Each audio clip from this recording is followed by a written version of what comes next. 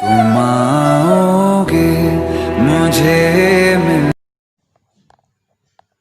प्यारे बच्चों, आज मैं आप लोगों का क्लास 10 का ट्रिग्नोमेट्री का चैप्टर पढ़ाने जा रहा हूँ। ध्यान से देखिए और समझिए। ट्रिग्नोमेट्री बहुत इजी है, बशर्ते आपको समझ में आना चाहिए। ये बहुत इजी होता है, ठीक है। चलिए स्टार्ट करते हैं। देखिए, माना कि एक समकोण त्रिभुज है। क्या है? समकोण त्रिभुज है। समकोण त्रिभुज यहाँ पे होता है 90 अंश, ठीक है। जो इसके ठीक सामने की भुजा जो होती है, यहाँ पे जो सामने की भुजा है इसकी, उसको हम लोग क्या मानेंगे? कर्ण मानेंगे। क्या मानते हैं? कर्ण। सामने की भुजा क्या होती है? कर्ण होती है। या हम यूँ कह लें कि सबसे लंबी भुजा जो होती है, यहाँ पे जो सबसे लंबी भुजा होती है ये कर्ण होती है। क्या होती है? कर्ण होती है, ठीक है। अब आते हैं न्यून कोण पे। न्यून कोण यानी कि थीटा। थीटा के ठीक सामने की भुजा जो होती है वो लंब होती है। क्या होती है? लंब।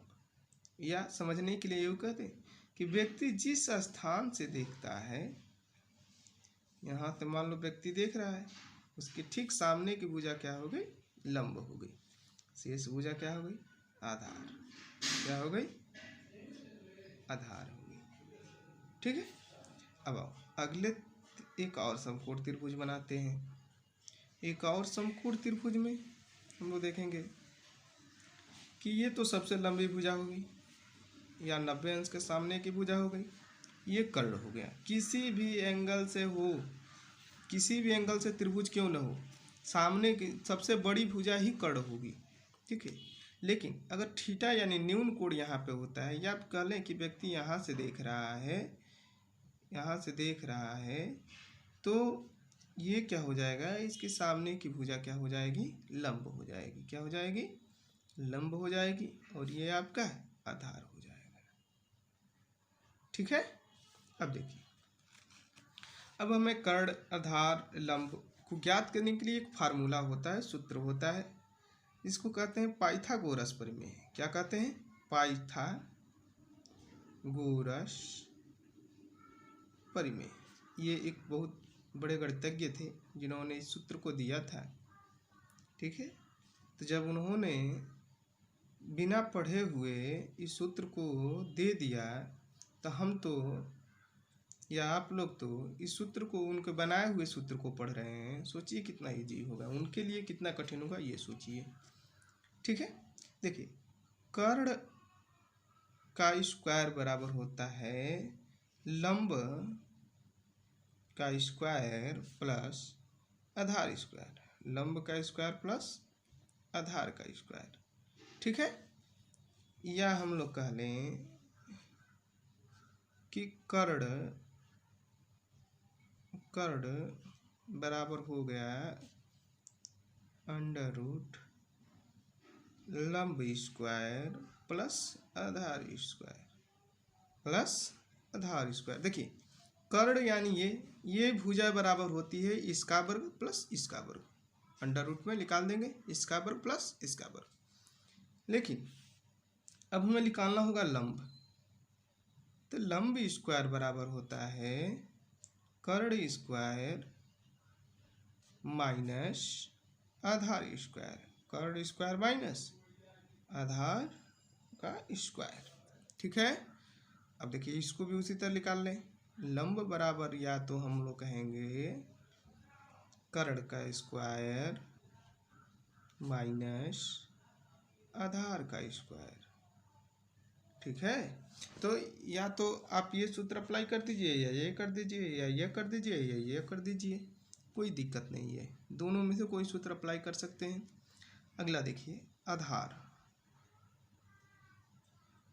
आधार का स्क्वायर बराबर होता है कर्ण का स्क्वायर माइनस लंब का स्क्वायर। लंब का स्क्वायर, या हम लोग यूँ कह लें आधार बराबर हो जाएगा अंडर रूट कर्ण का स्क्वायर माइनस लंब का स्क्वायर, ठीक है। कोई भी सूत्र अप्लाई कर दीजिए।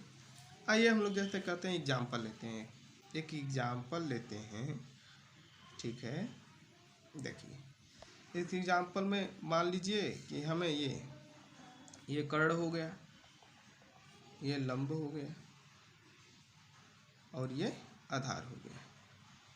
क्या हो गया? आधार हो गया। देखिए मान लीजिए कि हम कहते हैं कि ठीक है कर्ण दिया हुआ है 5 और आधार दिया हुआ है 4, हमें लंब ज्ञात करना है। लंब बराबर क्वेश्चन मार्क दिया हुआ है। तो देखिए लंब का सूत्र कोई भी अप्लाई कर लीजिए दोनों में से। मैं ये वाला अप्लाई करके दिखाता हूँ। लंब बराबर अंडर रूट कर्ण का स्क्वायर यानी कि 5 का लिख लो, कर्ण का स्क्वायर माइनस आधार का स्क्वायर, आधार का स्क्वायर। तो देखिए कितना हो गया? अंडर रूट कर्ण स्क्वायर यानी कि 5 का स्क्वायर माइनस 4 का स्क्वायर। कितना हो गया? 5 का स्क्वायर 25, 4 का स्क्वायर 16, 16 में से 25 किया कितना हो गया? 9।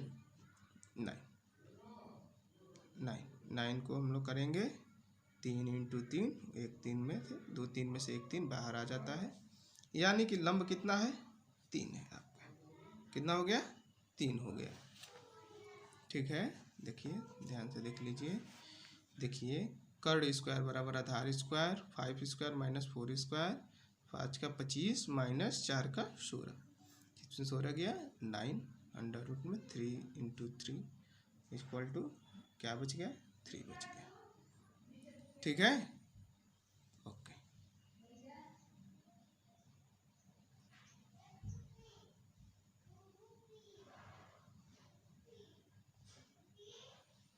फिर से एक एग्जांपल ले लेते हैं। यहाँ पे जो है एक त्रिभुज ले लिया, ये हो गया कर्ण 12 दे दिया, आधार 8 दे दिया, लंब पूछ रहा है। 12 का आपका 144 हो गया प्लस 8 का कितना हो गया? 64। तो आपका कितना हो गया? अंडर 8 208। अब 208 का अभाज्य गुणनखंड निकालेंगे, जो होगा वही आपका आंसर होगा। क्या होगा? वही आपका आंसर होगा। अब चलते हैं त्रिकोणमितीय अनुपात पे। किस पे? त्रिकोणमितीय अनुपात यानी ट्रिग्नोमेट्री रेशियो। ट्रिग्नोमेट्री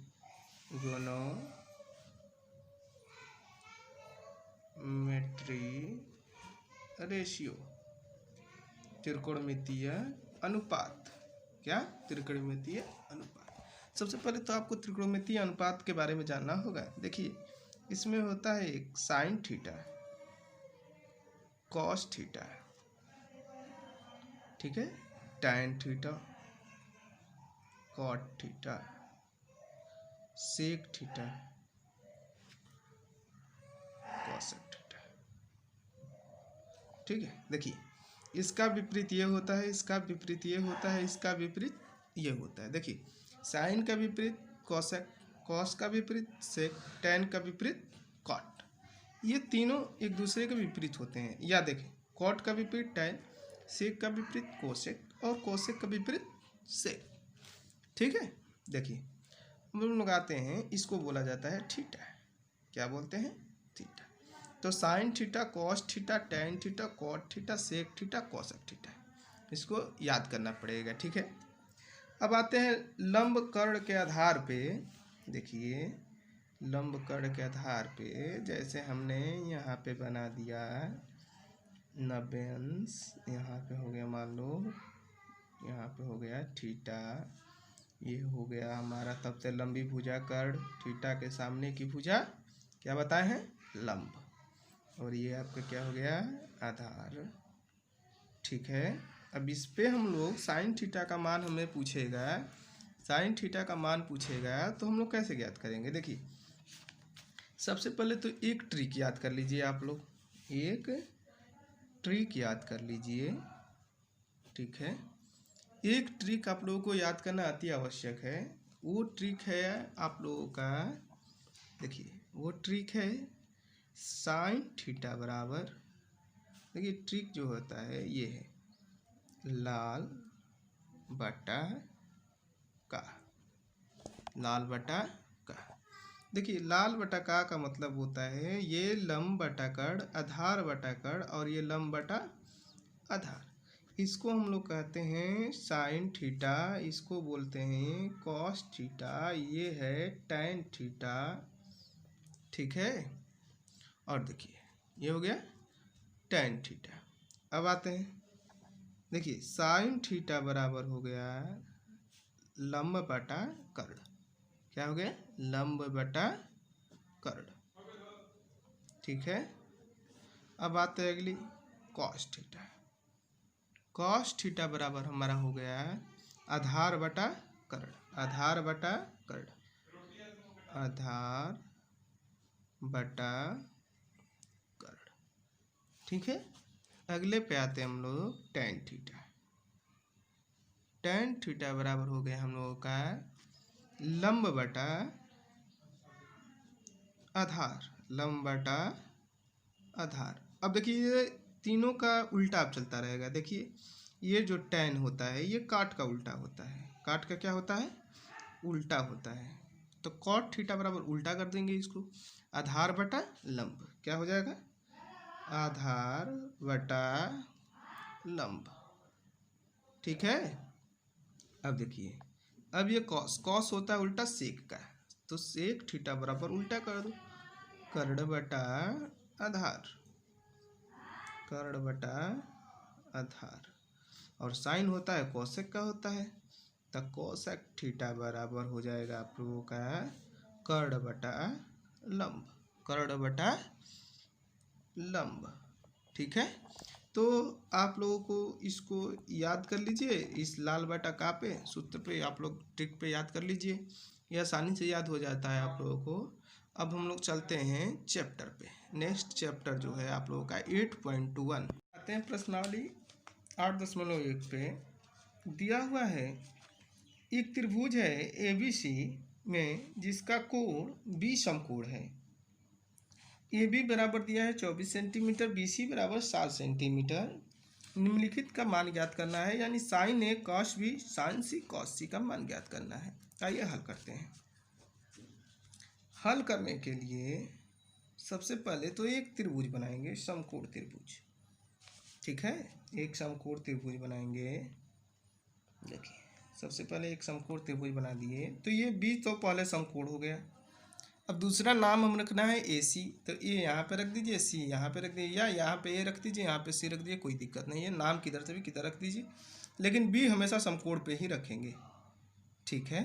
अब देखिए कह रहा है कि AB बराबर 24 सेंटीमीटर। ये देखिए तो यहाँ पे सबसे लंबी भुजा जो होती है ये कर्ण हो गया, बताए थे सबसे लंबी भुजा क्या होती है? कर्ण होती है।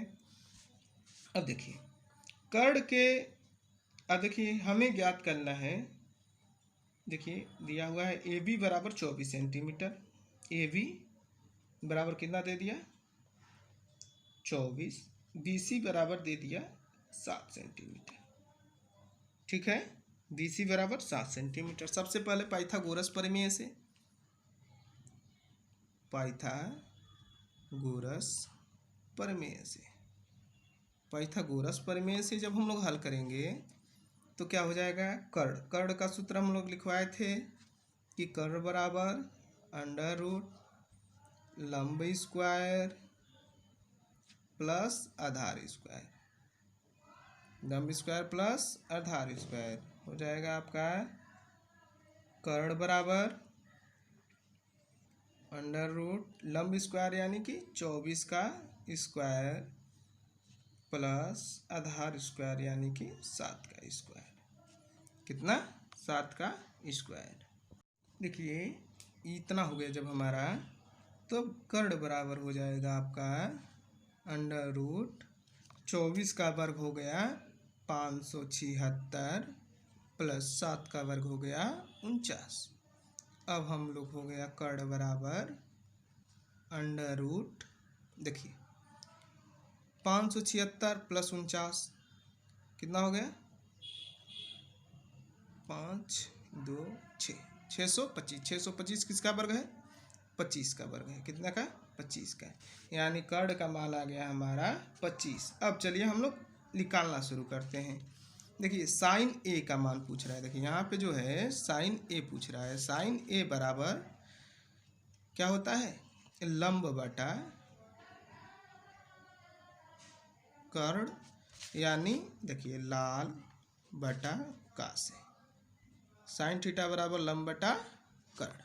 देखिए लंब जो होता है, देखिए साइन ए यानी कि साइन जो है यहाँ से दिख रहा है, यहाँ पे न्यून कोण यहाँ पे दिया है, तो साइन ए यहाँ से जब देख रहा है तो ये जो होता है सामने की भुजा क्या हो गई, लंब हो गई, और ये शेष आधार हो गई। देखिए इसी पे हम लोग ध्यान रखेंगे, जब ये यहाँ से देख रहा है व्यक्ति तो ये लंब हो गया, ये आधार हो गया। अब देखिए लंब हमारा कितना हो गया, 7 हो गया, कर्ण कितना हो गया, 25 हो गया। आंसर ये हो गया आप लोगों का, ठीक है। अब इसी तरह काश भी, यानी कि काश भी बराबर क्या हो जाएगा, बी। देखिए बी जो है, नहीं काश भी, 1 मिनट सॉरी, एक मिस्टेक हो गया था। जो यहाँ पे कॉस ए है, यहाँ पे कॉस ए यानी यहीं से देख रहा है कॉस थीटा बराबर होता है आधार बटा कर्ण, आधार बटा कर्ण, आधार बटा कर्ण। आधार कितना हो गया 24, कर्ण कितना हो गया आपका 25, ये आंसर हो गया। अब देखिए, अब आते हैं साइन सी पर, ये मान निकालना है हमें साइन सी। तो साइन सी बराबर होता है सी में, अब देखिए लंब और आधार चेंज हो गया, यानी कि अब यहाँ से देख रहा है, साइन सी जो है अब यहाँ से हो गया आपका, थीटा का मान न्यून कोण यहाँ से हो गया, या व्यक्ति यहाँ से अब देख रहा है आपका, ठीक है। तो अब ये क्या हो जाएगा, जब यहाँ से देखेगा तो ये हो जाएगा लंब सी के लिए, और ये हो गया आधार, ठीक है।